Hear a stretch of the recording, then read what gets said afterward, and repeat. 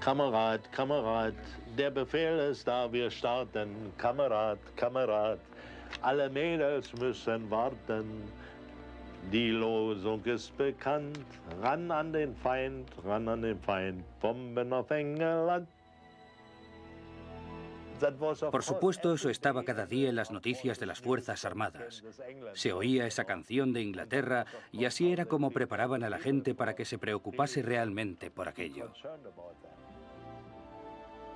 En los últimos meses de la Segunda Guerra Mundial, los pilotos de la Luftwaffe despegaban arriesgándose mucho para detener los bombardeos aliados contra el corazón del Tercer Reich. Siempre teníamos que despegar cuando venían al centro de Alemania. Y nos colocábamos delante de la formación de bombarderos. Evitábamos los ataques desde atrás porque eran demasiado costosos. Éramos probablemente 20 o 30 109s y Focke-Wulfs.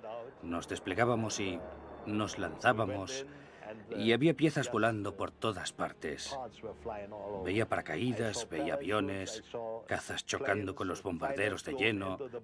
No voluntariamente, ¿sabe? Pero ocurría. Había tanta densidad que no podías ir a la izquierda ni a la derecha y delante de ti había un bombardero y a menudo era demasiado tarde para ascender. Yo tuve la suerte de estar en la parte exterior del lado derecho y me alcanzaron con B-17.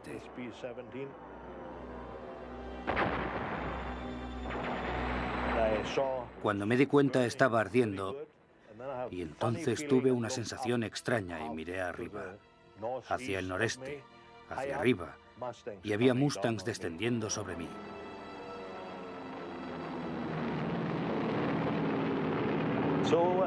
Entonces me concentré en los Mustangs. Todavía pude girar a la izquierda y descender y dejar que me siguieran, pero no me parecía bien. Así que apunté al primero y disparé todo lo que tenía. Estábamos muy cerca. Nos adelantamos el uno al otro. El Mustang explotó detrás de mí. No era más que una bola de fuego. Y los otros me siguieron y me hicieron pasar un infierno. Me atacaron desde todos los lados y me persiguieron hasta el centro de Alemania. Me dieron bastante bien en el tren de aterrizaje y en el ala izquierda, pero no me derribaron. Hice un aterrizaje forzoso, más o menos. Y cualquier aterrizaje forzoso es bueno mientras sobrevivas. Nos sentíamos bastante fuertes y miedo no es la palabra exacta. Vuelas, haces lo que tienes que hacer y si pasa, pasa. Un día te toca a ti. Así era como lo veíamos. Durante toda la guerra, los aviadores alemanes volaron con gran habilidad y determinación. La industria alemana había construido para ellos algunas de las mejores máquinas de volar del mundo, pero la Fuerza Aérea de Hitler solo había dominado el continente europeo durante poco más de un año. Era una fuerza aérea creada para una guerra corta, por líderes de vista corta. Los aliados victoriosos de la Primera Guerra Mundial firmaron el Tratado de Versalles en junio de 1919 y exigieron el fin de la aviación militar alemana. Bajo la supervisión de una comisión de control aliada, Alemania fue obligada a entregar sus casi 15.000 aviones a los aliados. Pero el tratado solo ponía limitaciones menores al desarrollo de la aviación civil. Los fabricantes de aviones alemanes trasladaron sus fábricas fuera del país, lejos del estorbo de las comisiones aliadas. Juncker se convirtió en una gran empresa, construían aviones en Rusia, Heinkel se estableció en una fábrica en Suecia, había una fábrica de Dornier en Suiza y tenían que fabricar una primera generación de aviones para volver a aprender a fabricar aviones modernos, y ello se hizo en secreto con un gasto considerable de marcos. En 1933, Adolf Hitler, como canciller alemán recién elegido, favoreció el desarrollo de aviones militares en secreto. Y pronto empezó a reunir a los hombres que volarían para el Reich. Cuando tenía 14 años, tuve la oportunidad de unirme al grupo de vuelo de las juventudes hitlerianas. Y aquello consistía en una actividad semanal. Cada niño tenía que aprender a montar planeadores y después de muchas horas de hacer aquello, teníamos derecho No nos costaba dinero, sino que teníamos derecho a participar en una actividad de vuelo real. El primer vuelo era en solitario. El primer vuelo para un niño de 14 años era algo fantástico. Volar. Estar realmente en el aire.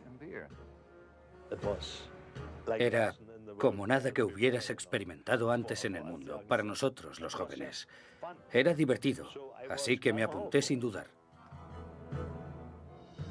En 1935, Hitler se sentía suficientemente seguro con su poder para anunciar públicamente la existencia de su arma aérea, la Luftwaffe. Para comandar su fuerza de 1.800 aviones y unos 20.000 hombres, Hitler nombró a un antiguo piloto de la Primera Guerra Mundial.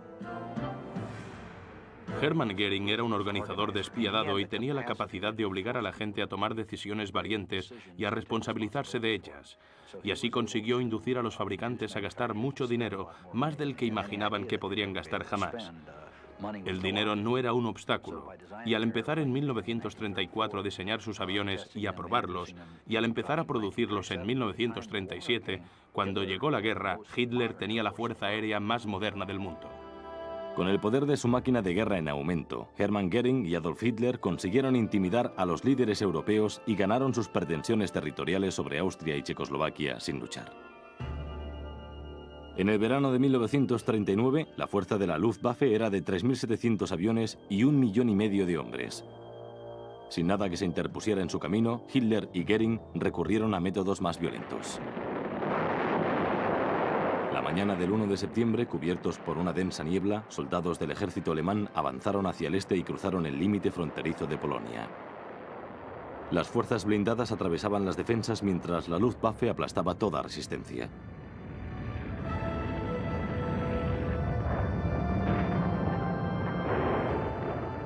La guerra relámpago había empezado.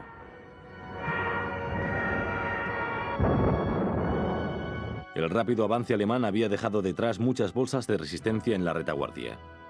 La Luftwaffe ofrecía un apoyo directo al ejército bombardeando aquellos puntos de resistencia polacos. Fue allí donde nació la leyenda del bombardero en picado Stuka.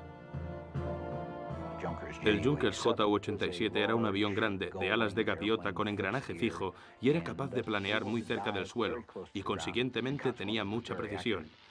En aquella época no había bombarderos en el mundo que fueran realmente eficaces. Los bombarderos no daban a los objetivos. Frecuentemente no encontraban sus objetivos, mientras que los Stukas eran como una pieza de artillería bien afinada. Aparecían y daban en el punto exacto. Los Stukas aparecían sobre un punto exactamente cuando los tanques querían que estuvieran allí. Atacaban y, mientras el enemigo estaba aún aturdido por el efecto de las bombas, las fuerzas blindadas estaban allí para aprovechar la abertura. La precisión de los ataques de los Stuka era devastadora y desmoralizante. Pero una simple modificación improvisada aumentó aún más el efecto psicológico de los Stukas sobre el enemigo. En realidad tenían tubos, simples tubos de carbón al lado de las bombas. Y aquellos tubos hacían un ruido terrible, como una sirena. Y al principio, especialmente en la guerra de Polonia, cuando las tropas oían aquella sirena, metían la nariz en el barro.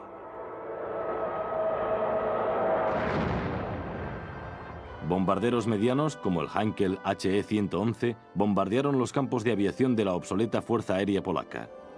Los aviones que conseguían entrar en combate no eran rivales para las armas de la Luftwaffe.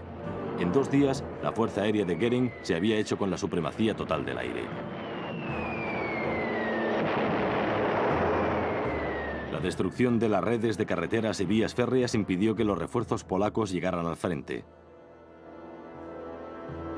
El éxito y la rapidez del avance sorprendió incluso a los alemanes. En 8 días, las divisiones Panzer habían llegado a las afueras de Varsovia. Pocos días después, la última contraofensiva polaca había sido detenida y destruida. El 27 de septiembre, la capital polaca se rindió. La primera campaña relámpago había terminado. Las Fuerzas Armadas alemanas aprendieron valiosas lecciones con la ejecución de tácticas combinadas tierra-aire en el asalto a Polonia. Los aviones que tenían eran perfectos para el trabajo y se enfrentaban a un valiente enemigo. Las tropas polacas eran valientes, pero totalmente inapropiadas para la guerra moderna. En la frontera occidental alemana, la línea Maginot era la única defensa de Francia contra la amenaza de la invasión. Un laberinto de búnkers y puestos de armas pesadas. La línea había sido construida en una época en que los ejércitos entraban en combate a pie y a caballo. Los franceses creían que nada podía pasar por delante de los cañones de la línea Maginot y sobrevivir. Pero Hitler no tenía intención de ponerse al alcance de los cañones franceses. Su estrategia, el Plan Amarillo, explotaría la movilidad de su ejército para pasar por los flancos de las defensas fijas y atacar la línea Maginot desde atrás.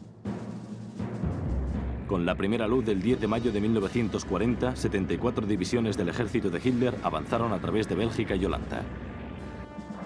El avance principal del ataque contra Holanda lo hizo la Luftwaffe. Bombarderos medianos, incluidos los Junkers Ju-88, empezaron con la ya familiar táctica de destruir campos de aviación enemigos. El Ju-88 podía llevar más de 3 toneladas de bombas altamente explosivas distribuidas entre su compartimento interno y las alas. Su excelente velocidad, gran maniobrabilidad e inmensa fuerza estructural hacían del Ju-88 un bombardero en picado robusto y preciso. Pero el escaso armamento defensivo hacía que este bombardero bimotor fuera vulnerable a los ataques de cazas enemigos. Mientras los bombarderos arrasaban el territorio holandés, una flota de 475 Junkers Ju-52 trimotores de transporte de tropas entraba en el país.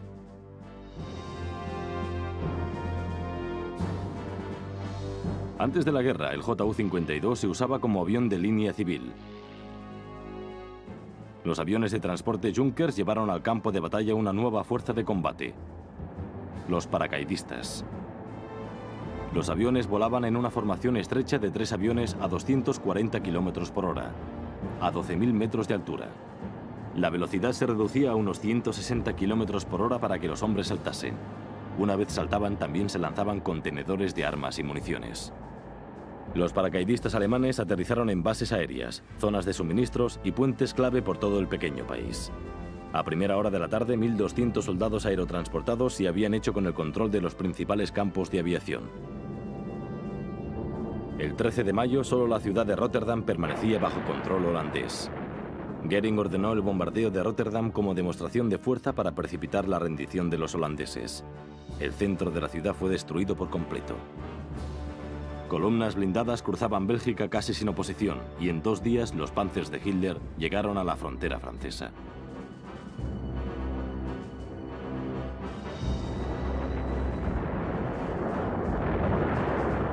Los alemanes cruzaron el río Meuse y las bombas llovían sobre Francia.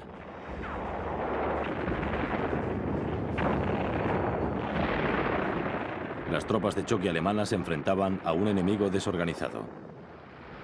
La Luftwaffe se hizo rápidamente con la superioridad aérea.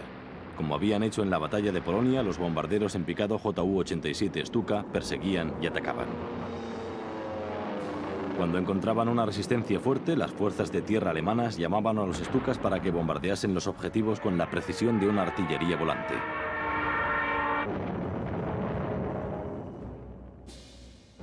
Los operadores de radio de la Luftwaffe proporcionaban el valioso enlace. Nosotros creábamos la conexión entre el ejército de tierra y las unidades aéreas. En un momento dado se creó una comunicación estrecha entre las tropas de tierra y la fuerza aérea y...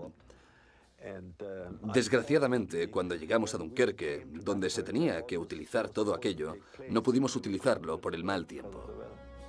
El avance de los alemanes hizo retroceder a los soldados franceses y las fuerzas británicas en retirada hasta la ciudad portuaria de Dunkerque. Cuando la victoria era cuestión de momentos, Hitler ordenó que sus Panzers se detuvieran en las afueras de la ciudad. Se hizo parar al ejército de tierra delante de Dunkerque, porque Göring había prometido que la Luftwaffe se ocuparía de todo el asunto de Dunkerque. Pero había mal tiempo y la Luftwaffe no pudo bombardear todo lo que habría sido necesario para retener a las tropas británicas en Dunkerque. Para salvar a su ejército, los británicos lanzaron la Operación Dínamo. Desde el 26 de mayo, todo lo que podía flotar navegó desde Inglaterra cruzando el canal hasta Francia y se rescató al ejército sitiado de las playas. Durante 10 días, la Luftwaffe se esforzó con determinación para bombardear a las tropas aisladas y hundir los barcos que navegaban por el canal.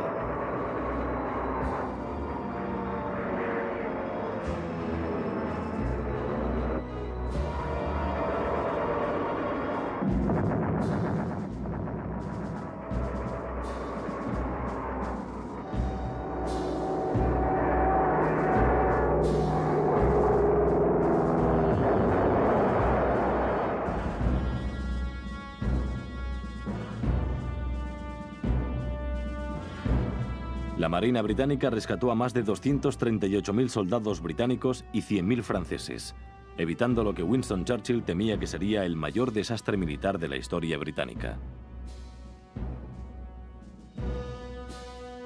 Lo dejaron todo en la playa. Los camiones, un camión al lado de otro, casi uno encima de otro, y una cantidad tremenda de material. Todavía recuerdo que fuimos a la playa y encontramos de todo, desde cepillos de dientes a partituras. Se fueron de allí simplemente con su vida.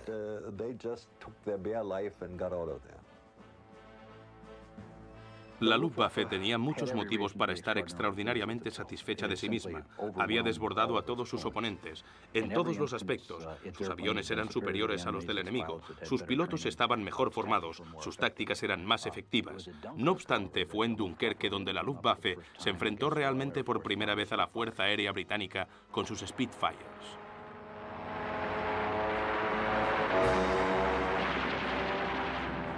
Por primera vez, los alemanes tuvieron un indicio de que iban a tener un oponente de una calidad diferente, de que ya no lo tendrían tan fácil como en todos los enfrentamientos previos. El soleado día 21 de junio de 1940, Hitler y Göring se encontraron para aceptar la rendición de los franceses en el bosque de Compiègne. El viejo vagón de tren era el mismo en el que los franceses habían aceptado la rendición alemana con la que terminó la Primera Guerra Mundial. Hitler y sus bombardeos habían llevado la espada de la venganza a Francia. Cuando Francia fue derrotada finalmente, Hitler y Göring pensaban que Inglaterra se rendiría. De modo que Hitler se tomó un mes de vacaciones, visitó los campos de batalla, Göring empezó a saquear y la Luftwaffe empezó a equiparse. Aquello fue como un regalo para la Fuerza Aérea Británica porque había tenido muchas pérdidas en Francia y así tuvo tiempo para reconstruirse. La industria británica aumentó rápidamente la producción de sus cazas de primera línea para defenderse contra la posible invasión alemana. Pero antes de que Hitler pudiera desembarcar tropas en playas inglesas, Göring y su Luftwaffe tendrían que destruir la Fuerza Aérea Británica y hacerse con la superioridad aérea. Göring reunió todas sus fuerzas, era una fuerza formidable, había sido perfecta para Polonia, había sido perfecta para Francia, pero no era la fuerza adecuada para la batalla de Inglaterra. Göring contaba con que su mejor caza, el Messerschmitt Bf-109, eliminase a los Spitfires del cielo. El Messerschmitt había sido usado por la Luftwaffe desde los primeros ataques a Polonia. El rápido Bf-109 era superior a sus oponentes. Pero trasladar la lucha a Inglaterra presentaba un problema imprevisto. Tenían que despegar desde bases francesas, cruzar el canal y cuando entraban en combate tenían quizá 10 o 15 minutos de combate antes de tener que irse. Y entonces tenían que volver a cruzar el canal con la luz de emergencia del combustible destellando. El principal ataque de la Luftwaffe contra la RAF empezó el 13 de agosto.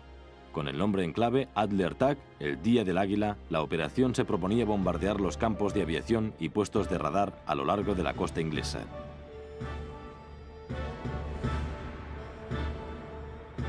El Spitfire y el Messerschmitt eran muy similares. El Spitfire era ligeramente más rápido y ligeramente más maniobrable. El Messerschmitt tenía un mejor índice de ascenso y una capacidad muy superior para descender en picado, y frecuentemente la cuestión estaba en cuál de los dos pilotos era mejor.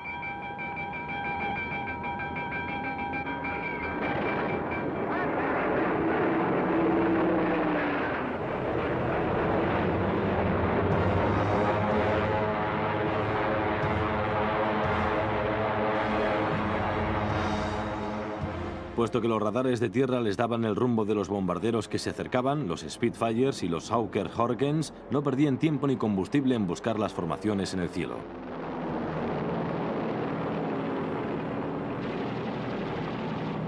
La habilidad del piloto decidía el resultado de los combates aéreos individuales. Los británicos tenían la ventaja de luchar sobre su propio territorio. Los aviones averiados nunca estaban lejos de una cara amiga. Los pilotos derribados a menudo volvían a la acción en cuestión de horas.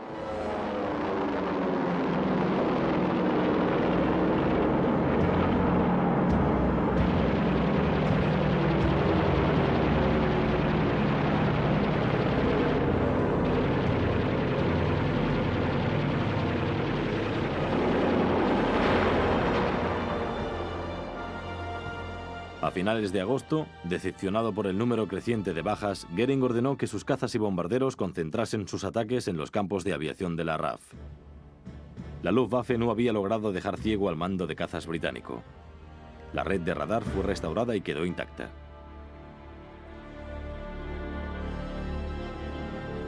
Los ataques de cazas y bombarderos a los campos de aviación causaron las mayores bajas a la RAF. En 2 semanas, 295 cazas habían sido destruidos y 171 dañados. Pero lo más grave era la pérdida de 103 pilotos, muertos o desaparecidos.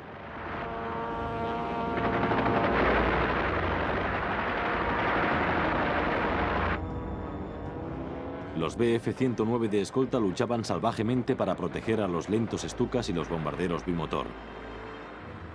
La leyenda del Stuka pereció sobre Inglaterra. A pesar de haber perdido 378 aviones, la Luftwaffe siguió con los ataques a los campos de aviación.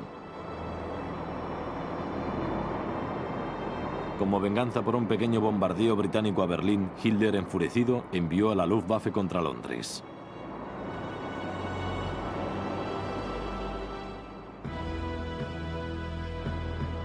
El 7 de septiembre los bombarderos dejaron de bombardear los campos de aviación y atacaron la población civil del este de Londres.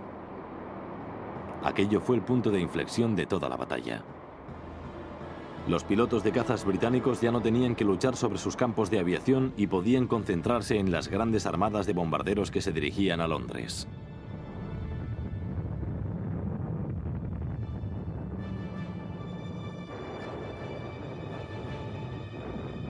Sin una escolta de cazas de largo alcance, los Messerschmitts tenían que operar al límite de su alcance y solo podían defender a los bombarderos durante unos pocos minutos sobre Londres. El 15 de septiembre, enormes formaciones de bombarderos fueron atacadas. La pérdida de 60 aviones alemanes demostró a Goering que la meta de la superioridad aérea estaba más lejos que nunca. Los alemanes sabían que habían fracasado, sabían que no iban a obtener la superioridad aérea, pero incluso después de la batalla de Inglaterra, incluso después de haber sufrido aquellas pérdidas, los dirigentes alemanes no vieron claro el aumento de la producción o el cambio de modelos. Siguieron con el mismo armamento y con el mismo ritmo de producción. Es absolutamente incomprensible por qué no sacaron las conclusiones correctas. Para nosotros, la propaganda hizo como si no hubiera existido, o al menos que no había sido tan decisivo. Seguíamos teniendo la sensación de que estábamos ganando.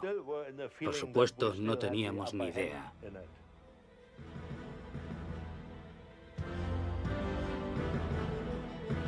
Pero perder la batalla de Inglaterra no supuso el final del ataque. Los bombardeos a Inglaterra continuaron al amparo de la oscuridad. Cuando volabas sobre Londres era increíble lo que estaba pasando. El fuego antiaéreo, los globos y ponían como una alfombra con aquellas pequeñas bombas incendiarias que provocaban incendios abajo. Pero ni los bombardeos de Londres destruyeron la voluntad de resistir de los británicos. Entonces Hitler recurrió a sus submarinos para que hundieran cargueros y hacer pasar hambre a los británicos para que se sometieran. Goering entregó al almirante Karl Dönitz, jefe de la Marina alemana, el control de una sección de aviones de reconocimiento. Con aquellos Focke-Wulf 200 cuatrimotor, Dönitz podía ampliar la búsqueda de barcos enemigos. El Cóndor, inicialmente diseñado como avión de pasajeros de 26 asientos, tenía un alcance de más de 3.300 kilómetros. En 1938, los japoneses pidieron que se fabricase uno para su marina como avión de reconocimiento marítimo. Aquel avión demostró ser tan útil para los japoneses que la Luftwaffe lo adaptó para la misma misión. Llevaban una bomba y varias ametralladoras incluso en misiones de reconocimiento. Aquel avión de largo alcance no solo podía hundir barcos rezagados, sino guiar a los submarinos disponibles hacia los convoys.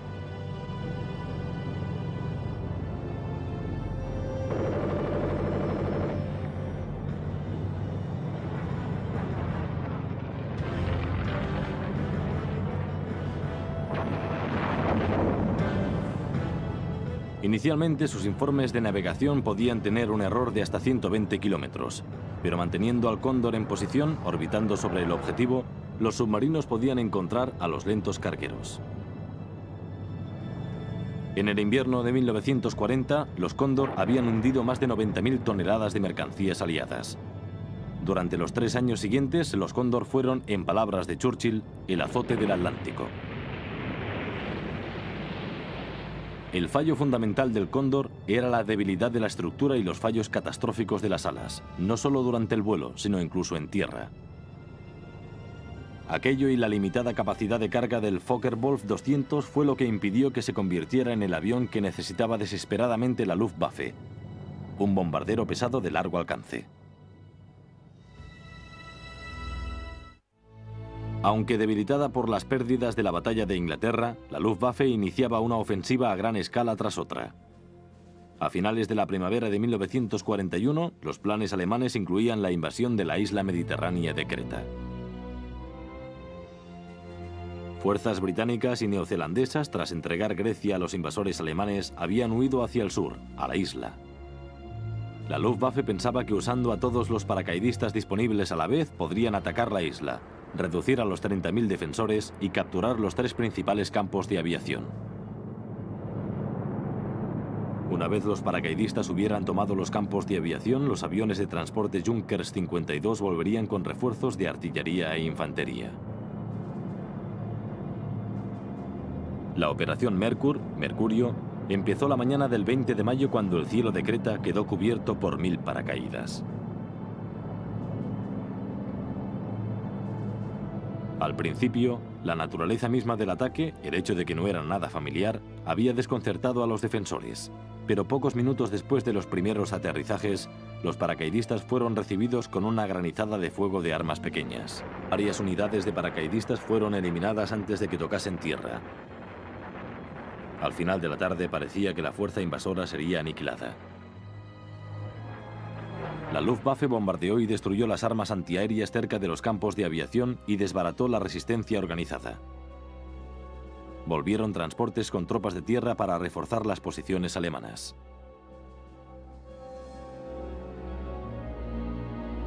Pero cuando los defensores británicos se reagruparon, los alemanes ganaron el control de uno de los campos de aviación.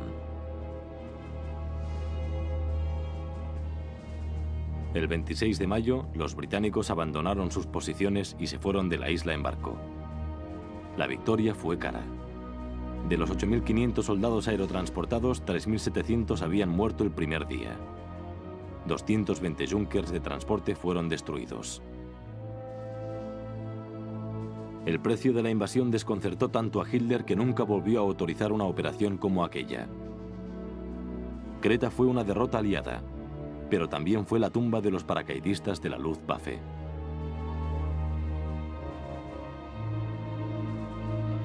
Apenas un mes después, la Luftwaffe preparaba más de la mitad de toda su fuerza de 4.300 aviones para el mayor conflicto armado de la historia de Alemania: la invasión de Rusia.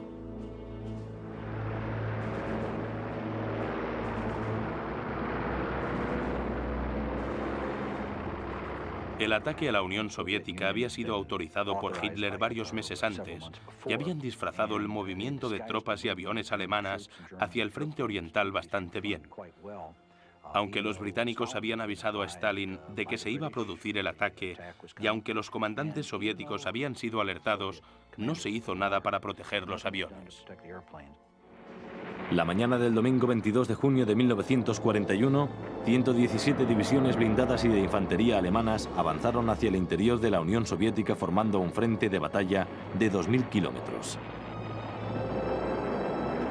A mediodía, la Luftwaffe había destruido 1.200 aviones rusos.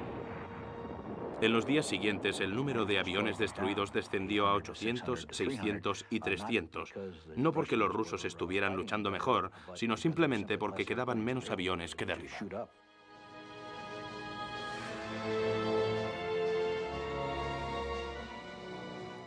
A finales de noviembre, el ejército y las fuerzas armadas habían llegado a 30 kilómetros de Moscú. Pero aquel sería el límite del avance alemán.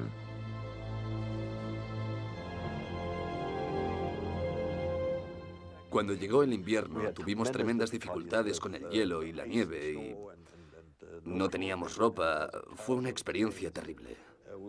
Perdimos todo nuestro material, perdimos todos los camiones. No estábamos preparados en absoluto.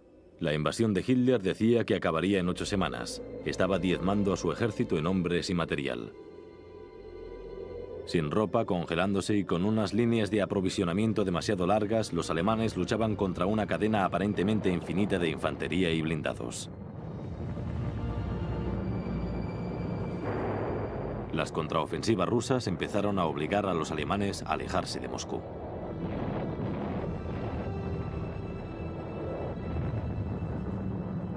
Lo que no sabían los alemanes era que los rusos tenían una gran base de fabricación en los Urales, que habían trasladado sus fábricas de aviones casi ladrillo a ladrillo en un tren al otro lado del país y que habían reconstruido la fábrica en cuestión de días tras llegar allí.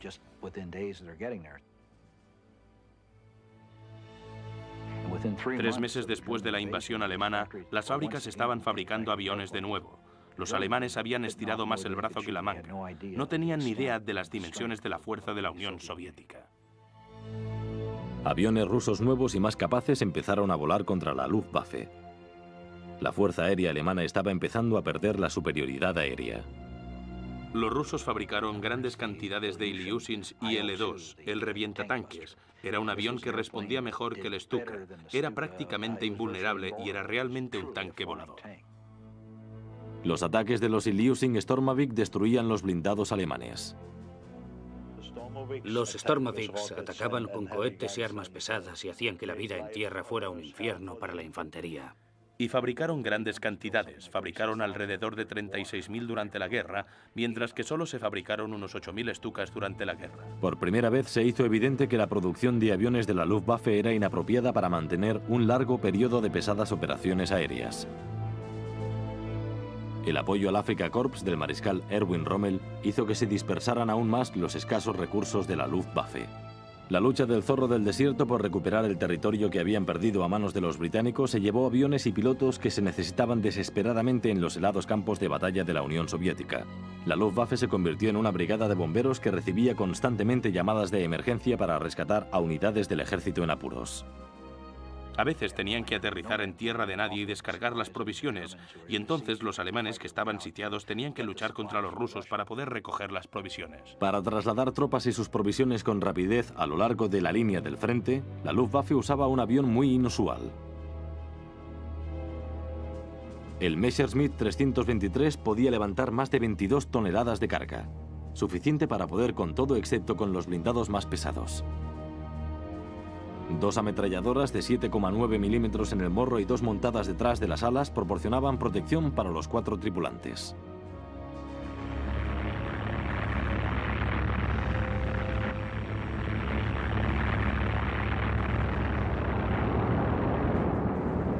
Este Leviathan voló por primera vez en 1940 como planeador.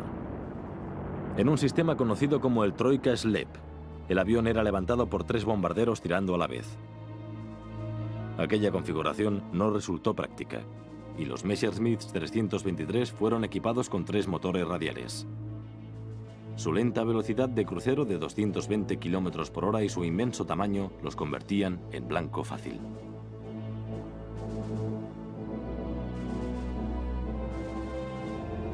En una misión desastrosa realizada sin cazas de escolta, fueron derribados 14 323 de un grupo de 60.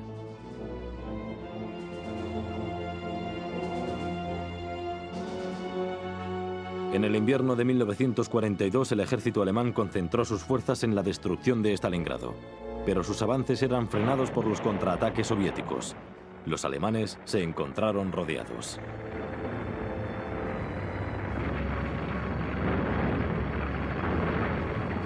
El general von Pofla se rindió el 31 de enero de 1943. Fue el punto de inflexión de la guerra en el este y acabó con toda esperanza de una victoria alemana. La derrota de Stalingrado demostró que la Luftwaffe todavía seguía con las tácticas del Blitzkrieg, como apoyo a las fuerzas de tierra. Aquellas tácticas, que habían tenido un gran éxito en Polonia y Francia, fracasaron en las grandes batallas de Operación Barbarossa. Lo que les faltaba por completo era la capacidad para llegar más allá del frente, para llegar a las fábricas rusas de los Urales y otras partes y destruirlas. Sencillamente no tenían aviones para hacerlo ni voluntad de hacerlo. Lo ignoraban.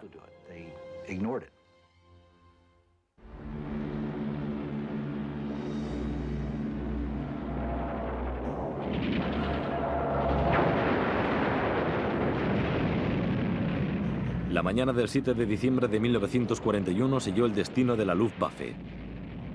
En cumplimiento de un pacto firmado con los japoneses, Hitler y Göring se encontraron con que el Tercer Reich estaba en guerra con la nación industrial más poderosa del mundo.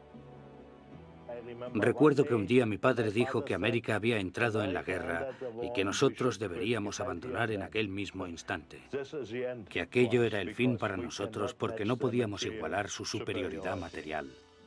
Cuando se hizo evidente que los aliados se estaban asegurando tanto la ventaja cualitativa como la cuantitativa, los alemanes volvieron a sus proyectos de reactores. Oímos un extraño ruido sobre nuestras cabezas. Si vimos algo, era solo un destello que parecía un avión, pero no hacía el ruido de un avión. Así que preguntamos a los instructores de vuelo, ¿qué demonios es eso de allí arriba? Era máximo secreto y nos dijeron que no hiciéramos preguntas y que no los disparásemos. Nos enseñaron los modelos y nos dijeron que si veíamos algo así volando, no lo disparásemos, que era nuestro. Armado con 4 cañones de 30 milímetros y cohetes bajo las alas, el Messerschmitt Me-262 resultó ser un avión formidable. Ningún caza aliado podía alcanzarlo en una persecución directa y podía diezmar las formaciones de bombarderos con sus pesados cañones. El Messerschmitt 262 fue diseñado como caza. No obstante, por orden personal de Hitler, usábamos el 262 como bombardero. Nadie había pensado que alguien quisiera usar aquel avión como bombardero. Su idea era que si tenía quizá unos 200 Me-262 el día de, quizá podrían impedir los desembarcos en las playas, y no era una mala idea. Pero se hizo una mala aplicación del avión. No tenía mira para bombas, no tenía mucha precisión, y podría haber sido muy efectivo si lo hubieran fabricado en cantidades y lo hubieran usado contra las formaciones de bombarderos. Aunque los alemanes fabricaron casi 1.300 de aquellos aviones, solo 300 llegaron a ser usados en situaciones operativas. La mayoría de ellos fueron destruidos en tierra. A lo largo de 1943, los bombarderos estadounidenses, volando desde sus bases en Inglaterra, desarrollaron su ofensiva diurna con ataques selectivos contra las industrias de guerra alemanas. La Luftwaffe centró toda su atención en la defensa del Reich. Nuestra misión era hacer todo lo posible por impedir que los aviones enemigos alcanzasen sus objetivos. Nuestra inferioridad era absoluta. En mi grupo desplegábamos 27 aviones e íbamos hasta donde podíamos ver a los alemanes. Y nos dábamos cuenta de que nos superaban quizá por 10-1, o 20-1, o incluso más. Teníamos órdenes de no atacar nunca a los P-51 de escolta. Teníamos que usar nuestro tiempo en el aire y nuestras municiones estrictamente para derribar bombarderos. La única manera de contar realmente con que tendrías éxito era llegando al punto en que tu punto de mira estaba tapado, lleno de aviones enemigos, y entonces abrir fuego.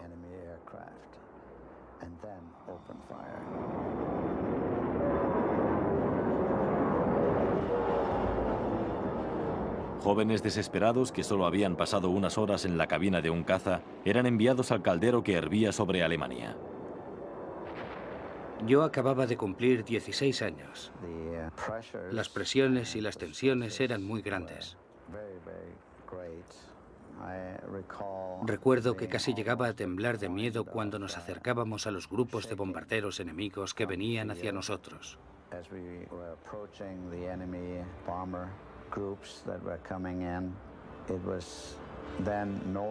Entonces dejaba de ser una persona de carne y hueso, con sentimientos y todo eso. Era como que me convertía en una máquina.